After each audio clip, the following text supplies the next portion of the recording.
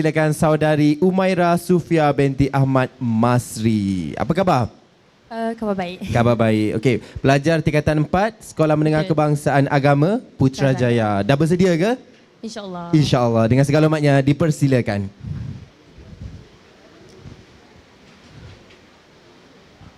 Assalamualaikum warahmatullahi wabarakatuh, and a very good afternoon I bid to the esteemed judges, the accurate timekeeper, the teachers, my fellow participants and members of the floor. Today, my topic is about the cost of living among the youth and solutions. Ladies and gentlemen, the Malaysia population has been increasing little by little every year. The total Malaysia population is at 33.4 million people. Now, I would like all of you to imagine that number in your head. According to the recent survey by the UCSI Poll Research Center, shows that nearly 9 out of 10 Malaysians are concerned about the rising cost of living. That is equivalent to at least 31 Malaysians. Ladies and gentlemen, it is about time that we discuss this issue, namely cost of living. Ladies and gentlemen. Ladies and gentlemen.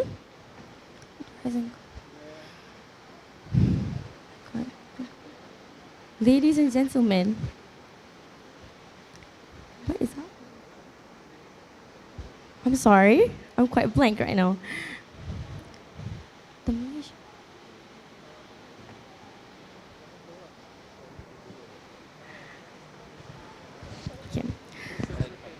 Ladies and gentlemen, this problem is affecting many Malaysians towards the affordability of basic expenses such as food, housing, transportation, healthcare, and education. Everything starts to get pricier and more expensive than before. So, do you know who is majorly affected by this? Families, especially families from the B40 and also for the M40 families that have a big household size. Now, I was born in a family of 6 siblings, and I'm the youngest. To clarify, we occasionally have financial problems, but everything starts to get worse once the COVID-19 strikes. And that's where everything starts to get really, really bad. So when school restarted and everyone is trying and is desperately trying to get back to normal, I feel like I am not alone. This is because everyone is struggling, every other students are struggling due to the rising cost of living.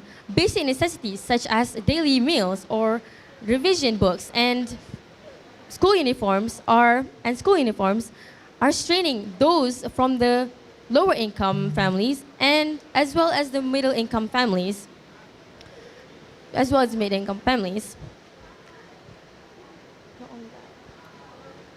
So this shows you that even the youth are affected towards these rising cost of living. So as a teenager myself, I stand here to tell you that this is why this issue should not be overlooked.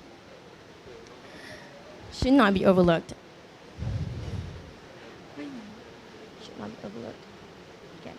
So do you think that this stops now? Because it doesn't. After finishing high school, there are SPM leavers that are unable to continue their studies due to the rising cost of living. So most of them became unemployed and thus will worsen their standard of living. Not only that, even if they do graduate college or university, this problem still persists. This is because the youth, after they secure a job, they still need to find a house to live, either by renting or buying. And even if you ask any Gen Zs or millennials, do you think that the house in Malaysia are affordable? The answers will be a resounding no. And it shows. Because owning a house in Malaysia especially owning a house in Malaysia is nearly impossible for a large amount of youth, especially when they live in an urban area. Not only that, in addition to that, the cost of the Malaysia transportation is also increasing. I mean, it has always been increasing, don't get me wrong, but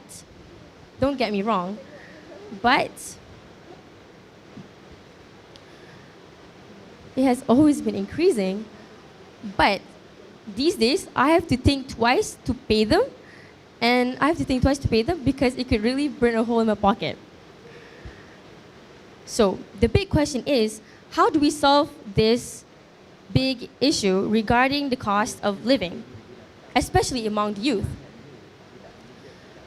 Well, there are some initiatives taken by the government. For example, they have lowered the price of the goods. They also have raised the lower incomes. But these issues may alleviate the issue a bit, but it is not the best solution.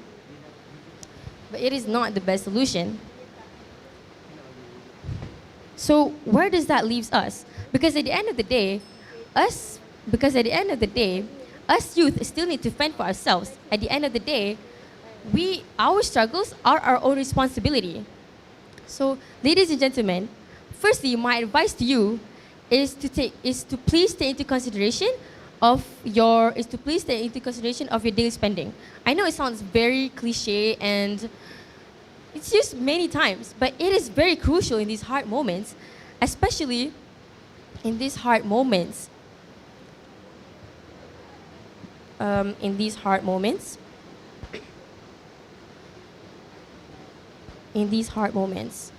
Secondly, it is better if you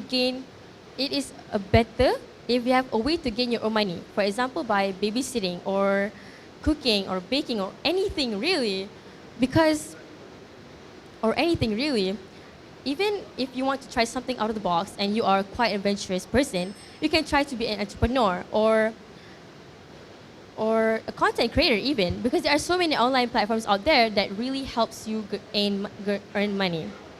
And to make things better, we could also make full use of the advantages that were set up by the government. For example, the Menu Rahmah, the subsidies, and the My 100 and My 10, My 50.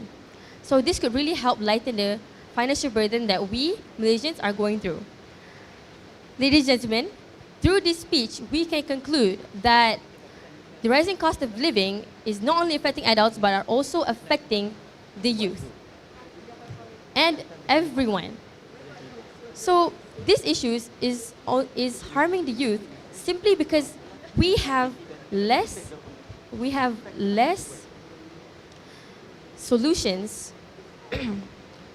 So after what is said and done, we should all take this matter into our own hands, and by being wise, by being flexible, and being more realistic on navigating our lives to achieve this one main aim, which is to ensure a better and a quality life for all. And with that, I thank you.